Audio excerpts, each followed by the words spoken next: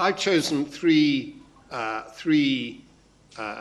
events or points in my life which I thought would illustrate this, and which I hoped, and my hopes seem so far to have been borne out, would not be covered in too great detail by other speakers.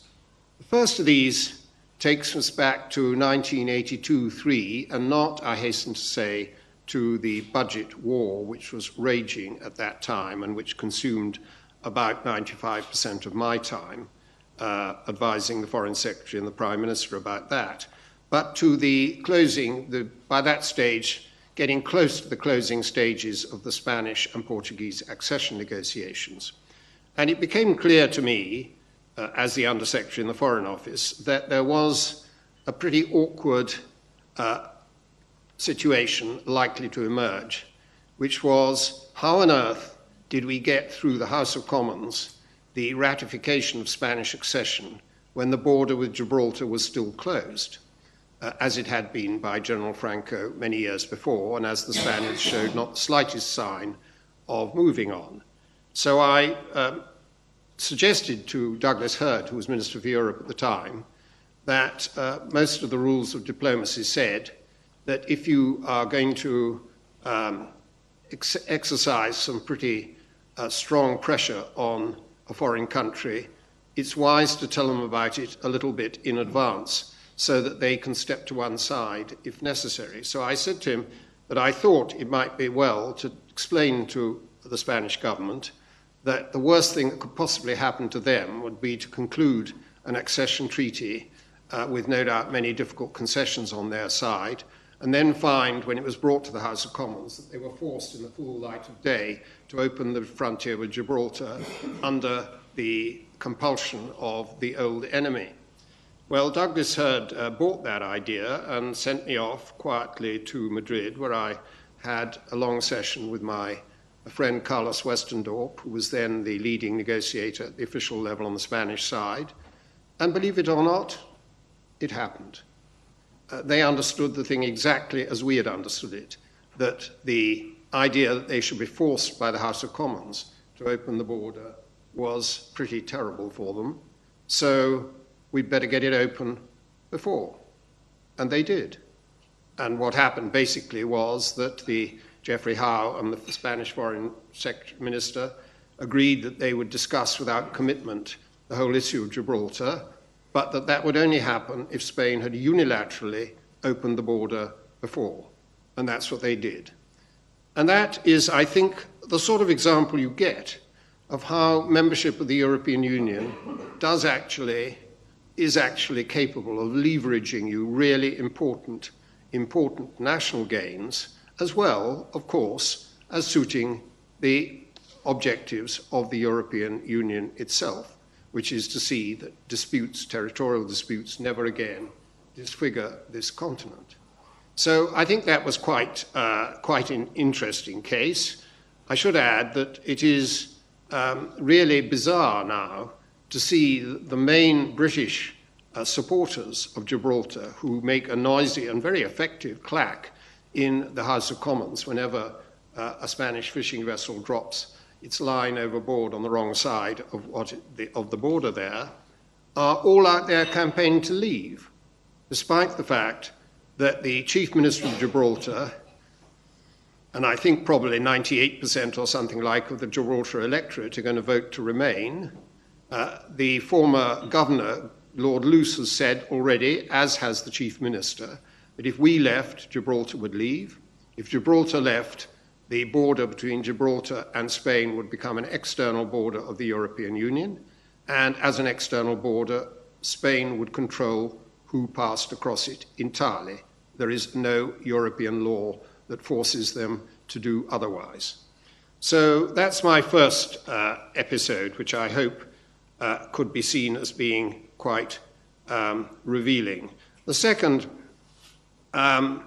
was the Single European Act, the single market, the negotiation that went on in 1985 and the beginning of 1986, in which I was involved as the joint British representative at official level on the negotiating group, and thus, along with David Williamson, whose loss earlier this year is really sadly to be deplored. We were the chief advisors to the Prime Minister, and you will recall that negotiation began about as badly as it was possible, with a huge bust-up in Milan in the summer of 1985 over whether or not there should be treaty change. Mrs. Thatcher believing that that was a bad idea and getting heavily entangled in the issue with the Italian presidency, which managed to marshal a majority, not a qualified majority because it was only a procedural decision, to call an intergovernmental conference to work out the details of treaty change. Well, that was a very interesting experience too, because the substantial positions of all the member states around the table were identical. They all thought it was time to move on from a customs union with only tariff-free access to a single market which removed non-tariff barriers, of which there were hundreds of national non-tariff barriers preventing free trade. They all believed that. They all believed that political cooperation, as it was then called, foreign policy cooperation, should be strengthened. The difference was over whether or not to change the treaty. Anyway, to cut a long story short, the negotiations were conducted. We managed to remove from the treaty some of the more fanciful ideas that had crept into it from various places. We managed to meet most of the requirements that we laid down for ourselves with the Prime Minister's and the Foreign Secretary's agreement, and a deal was struck in Luxembourg at the end of that year, the Single European Act.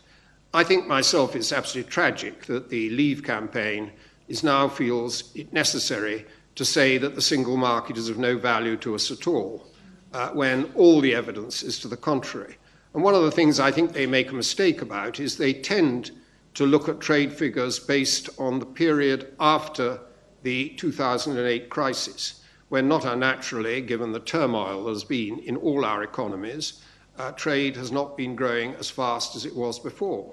But the period when the single market really brought huge benefits was before that. It was from 1992 onwards to 2008, when all the economies were growing, and it brought huge benefits to everyone, not just to Britain, but to the whole European Union. And that was an example of what one of the previous speakers described as the desirability of compromise. And just in case anybody tells you that Margaret Thatcher didn't really believe in the single market and that, all I can tell you is that on the last night of the European Council, the night before the last day, when David Williamson and I had finished briefing at about 2 o'clock in the morning, she looked up and she said, "Are we going to get all our points tomorrow? And is it worth it?" And we said, "Yes" to both, Prime Minister. And she said, "Okay." So don't let anybody tell you that she didn't know what she was doing, or that she didn't want what was going to happen, or all that. It's complete rubbish. Then, third episode that I'd mentioned to you relates to my time in the House of Lords when I was the chair of a committee that had to look into what's called Protocol 36 of the Lisbon Treaty, which gave Britain the right to withdraw, to opt out of all the Justice and Home Affairs legislation which had been adopted before Lisbon came into force, in order to avoid accepting European Court of Justice and Commission oversight. That was an absolute right.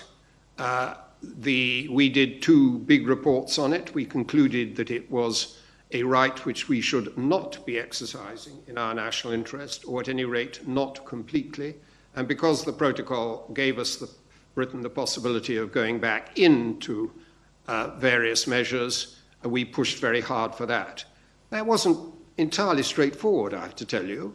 There were quite a large number of members, some of them sitting around the cabinet table now, though most of them are campaigning for leave, who wanted not only to opt out of a lot and opt back into none, but also wanted to opt out, which they couldn't do, of all the Justice and Home Affairs legislation which had been adopted since Lisbon came into force. The principal advocate of that is now the Undersecretary for the Ministry of Justice, Dominic Raab, and he gave evidence to that effect to my committee. But the lesson I would draw from that is that the government, in fact, decided to opt back into the 35 most important Justice and Home Affairs legislative acts: membership of Europol, membership of Eurojust, the European Arrest Warrant, the European Criminal Justice Information Exchange, the SIS, this Schengen Information Service, the second version of it. All that, they decided to opt back on what Theresa May, not absolutely known for her softness on European issues, stated to the House of Commons was our fundamental national interest to do so. And that was approved by huge majorities in both houses. So that showed you again the flexibility of the European Union. The European Union could have refused to let us opt back into any of those, but it was not in their interest to do so. And because the negotiation was conducted in a frank and sensible way, the 35, I think, in fact, the Commission persuaded the Home Office to add one to the list of 35 that the Home Office had chosen. So I think that shows how you can do business in the European Union, how you can do it flexibly, how you can do it with compromises, and how Britain is actually quite well placed to get its way. So those are the three examples that I've picked out to discuss here. I'm afraid they're a rather eclectic selection of examples, and there are many, many others, but I do believe it demonstrates that the EU can work and does work in Britain's interest when we work with the grain of EU policy and show our respect, and that was a word that came up this morning and I fundamentally agreed with, respect for other member states' interests. And it also shows how influential we can be when we set about making the institutions and the policies of the European Union work to our and everyone else's benefit. And I think that's an awful lot that we stand to lose on the 23rd of June if we vote to leave. Three elements I think I'd bring out, and they're all obvious. And the first, of course, is if you've got a majority vote, it means that any member state can be outvoted. As I'm sure you know, in order to get a majority in the Council, you need votes equivalent to 65% of the EU's population, which means you need to get 35% of the population if you're going to block it. So 4 member states, 3 big member states and 1 other can block, or there are all sorts of other combinations. But what it means is that as a single member state, you can be outvoted. So the idea of going to Brussels, banging the table and saying no, it might work in some contexts, it doesn't work in the context of qualified majority. So how do you succeed in a qualified majority negotiation? Well, Charles Clarke, I think, outlined the key issues extremely well. You have to prioritize. He used the word compromise. I would use prioritize. Of course, you go into a negotiation wanting 20 things. You need to know which are the 5 that really matter. And if you don't know which 5 really matter, then you'll end up with 5 that don't matter, perhaps. So you need to be able to understand what you really want in terms of the outcomes you're trying to achieve. You need to be able to prioritize. Secondly, you need to be able to build alliances amongst like-minded countries. And there are always like-minded countries. Thirdly, you need to come up with good ideas. You need to be able to, if you don't like X, what's your alternative? Come forward with your alternatives. Support your arguments with evidence. That's how you change hearts and minds, build alliances, build a majority in the Council. And the other thing you need to be is fleet of foot, because sometimes negotiations move very quickly. And if you're a country who can respond quickly to changes in the negotiating circumstances, you have got an advantage over countries that, for one reason or other, can't do that. The second obvious but essential characteristic of qualified majority voting is it's quite difficult to stop a measure. You don't hear of many examples of Commission making proposals and they're stop dead.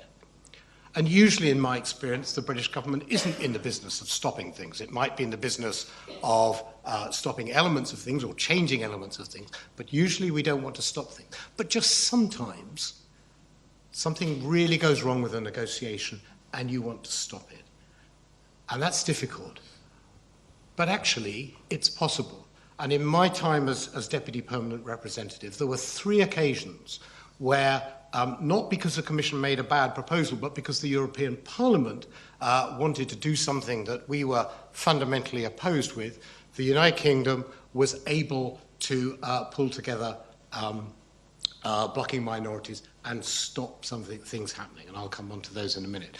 But it is quite difficult to hold together a blocking minority of 35% of the EU's population, keep it together while against all the pressures to reach agreement. And the third essential characteristic of qualified majority voting is that it gives the Commission very considerable influence in the negotiations. And therefore, it's very important to have the Commission on the side.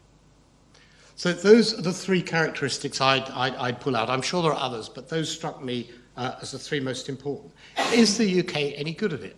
Well, I think, again, Charles Clarke hinted at the point. There are some areas of policy where the United Kingdom stands back a bit. There are other areas of policy where the United Kingdom gets stuck in, has very strong views, and gets engaged in the negotiations. The single market's an obvious example. The environment is another example. Agriculture, fisheries, they're all examples where the United Kingdom cares, it throws resources, it cares about the outcome. So sometimes we care. But that's also a question of time as well, because there have been times in our history when we're not really sure about playing a full role in Brussels. But there are other times, and I've been happy to be part of them, when we do, when we really want to be in there finding solutions, not just for the UK, but for Europe.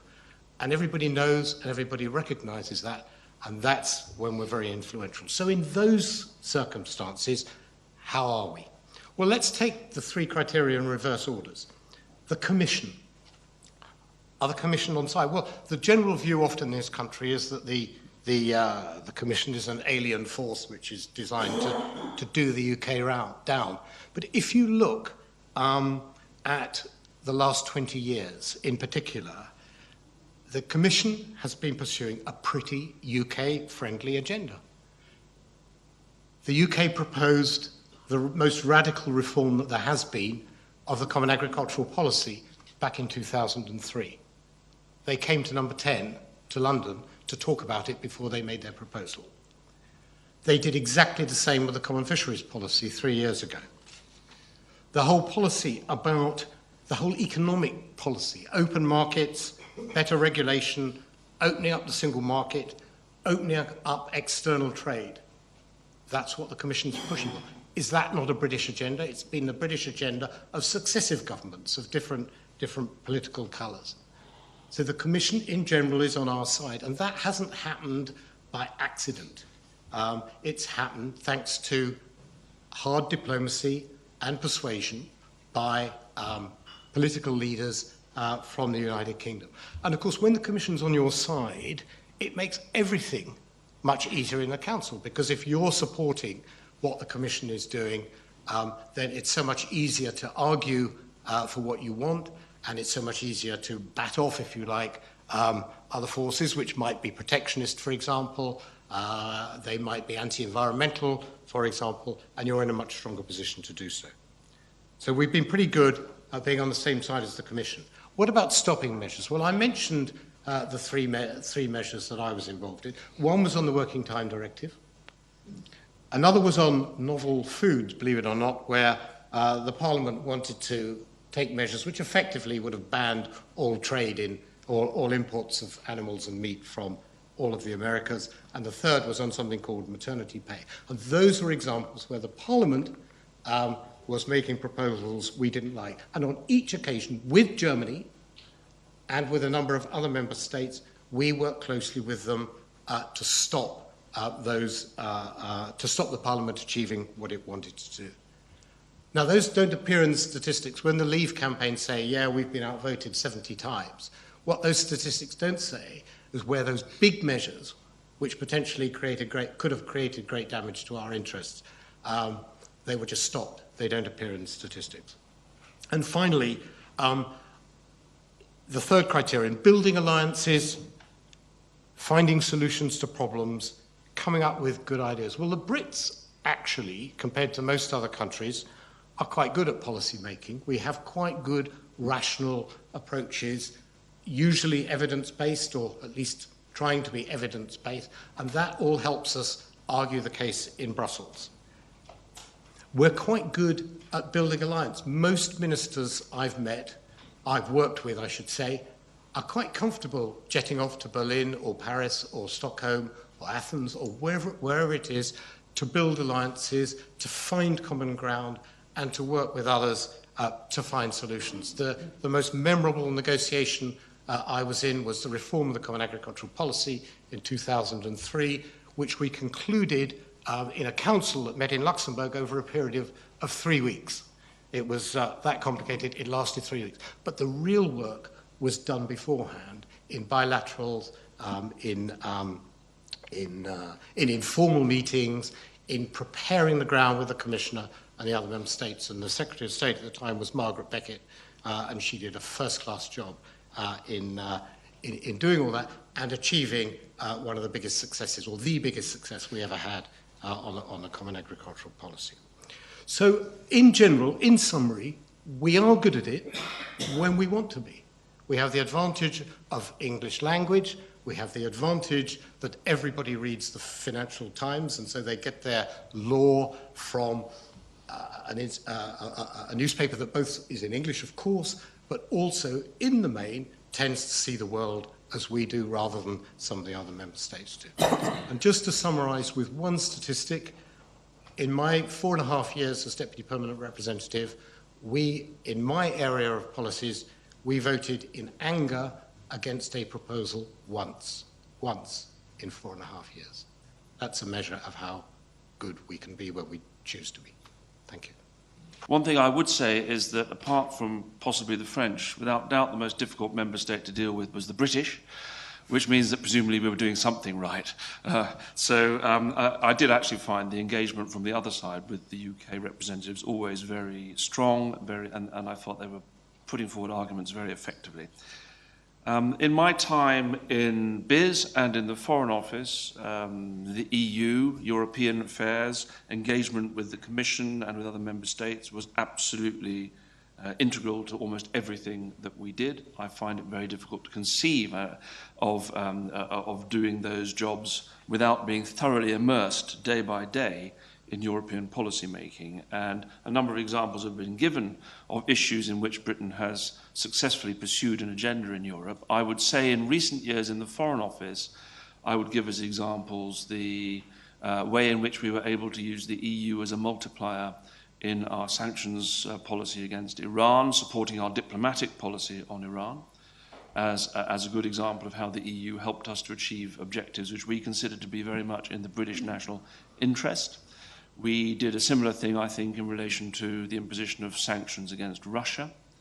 And I think we've also used the EU effectively as a multiplier for our objectives in climate change, to name another big multilateral international negotiation. So those are recent examples of the way in which I personally believe that the EU can be a very effective multiplier of our interest. And if you want further evidence of that, I would point you to the fact that both William Hague and Philip Hammond, having had the experience of being Foreign Secretary, are actively campaigning for us to remain within the European Union, which you might not have thought would be their position prior to having taken that role. I mean, those of us who work in diplomacy in this country, I think, almost without exception, come to the conclusion that the European Union does serve our interests in international affairs. I think that in Whitehall, we are well organised in handling European issues. There is a systematic approach which is tried and tested over the years. David knows it very well, the sort of weekly meeting which brings together key players in Whitehall and key players in Brussels in order to coordinate positions in negotiation. I think we're probably a bit less well organised and structured than, for example, the French, but we have a good system.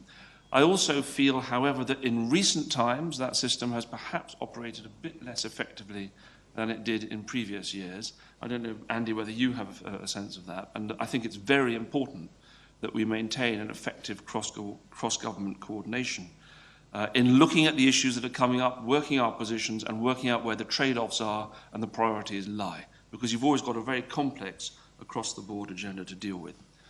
One thing that I am concerned about is that I believe the skills on European Union work in Whitehall have been eroded and reduced, partly as a result of cuts in recent years, and departments have tended to reduce their international and European departments when looking at how they deal with the austerity measures, and partly probably because, to be frank, for British civil servants, specialising in European policy has perhaps not been as attractive an option over the last decade as it certainly was, I would say, over the 20 or 30 years before that. So that's something we very much need to watch if we're going to remain effective in working in Brussels.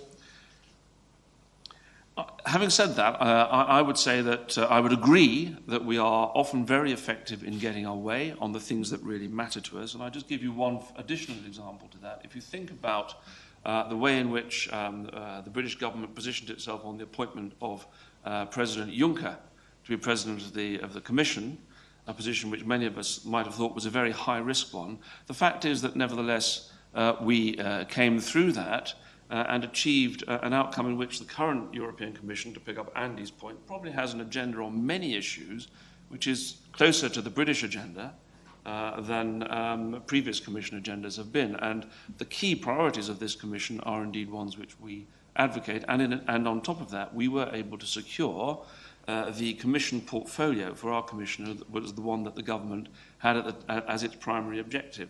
So it's interesting how if we play our cards carefully, you can sometimes achieve your objectives through rather unpredictable means. But having said that, I do think there is an issue for our government about the way in which we invest in Europe. I do think, despite what Andy said, that our politicians are less inclined to invest in relationship building across Europe on a sustained basis than those of other major European countries.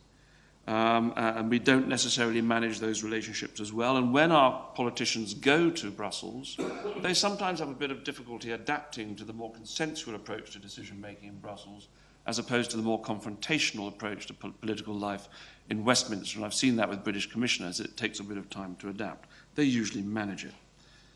I do myself feel, to give another example, that the coalition government, for example, did not sufficiently invest in building relationships across the European Union during the 5 years of that government, until very late in that government. And I think we paid a price for that, although since then I think much more effort has been made. It is a process where you need to continually engage. You need to build relationships not just on individual transactional things where you've got a negotiation, but in building the understanding and the network of links over time more widely. My final comment, if I may, is just to say what happens if we, as I certainly hope, decide on the 23rd of June that we should stay in the European Union. Is there an opportunity then for this country to re-engage or engage more effectively and more dynamically with a new and positive agenda in Europe? I have felt in recent times that we have lacked a consistent, coherent British agenda in Europe, and it's not surprising, perhaps, given the political phase we've been through. But if we win the referendum to stay in Europe, and if it is won with a considerable majority, in particular in favour of staying, there will presumably be an opportunity, regardless of the political development that may take place in this country, to promote a new and more energetic British agenda. And I think it behoves us all to think carefully about what that should be. And I believe it should not just be a sort of ritualistic British agenda about less regulation and more trade, important as that is, but maybe we could think of some more radical new approaches for a British positive engagement in Europe in the years ahead.